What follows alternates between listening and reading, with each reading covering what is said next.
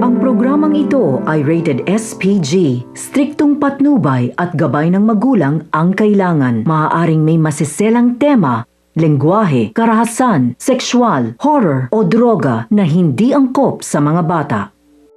Nasa mga kamay na nga ni Zoe ang hard copy na naglalaman ng CCTV footage at ito nga ay kanyang napanood at nagtataka nga siya kung ano ang pinag-aawayan ng kanyang daddy at ng kanyang mommy na si Moira.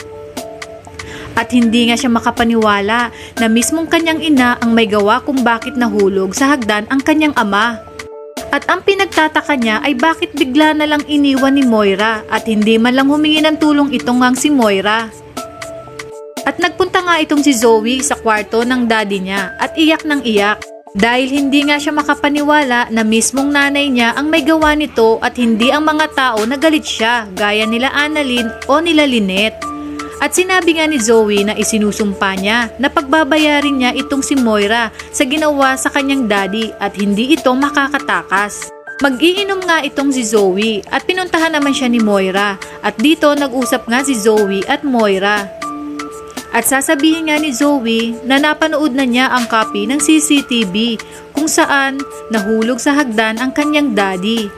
At takang-taka nga siya kung bakit ganun na lang ang nangyari dahil daw ba kay Lynette kaya humantong sa ganun. Ang sagot naman ni Moira ay hindi. At tinanong naman ni Zoe na baka si Annalyn daw ba ang dahilan. Ang sagot naman ni Moira ay hindi din. At tinanong naman ni Zoe kung hindi si Lynette o si Annalyn ay sino daw ba?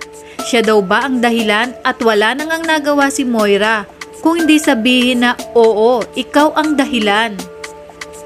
Kaya nagtataka itong si Zoe na bakit siya, sa inyong palagay, aamin na kaya dito si Moira kay Zoe sa totoong dahilan ng pag-aaway nila ni Robert? Ano ang idadahilan ni Moira? Kaya marami pa tayong dapat abangan.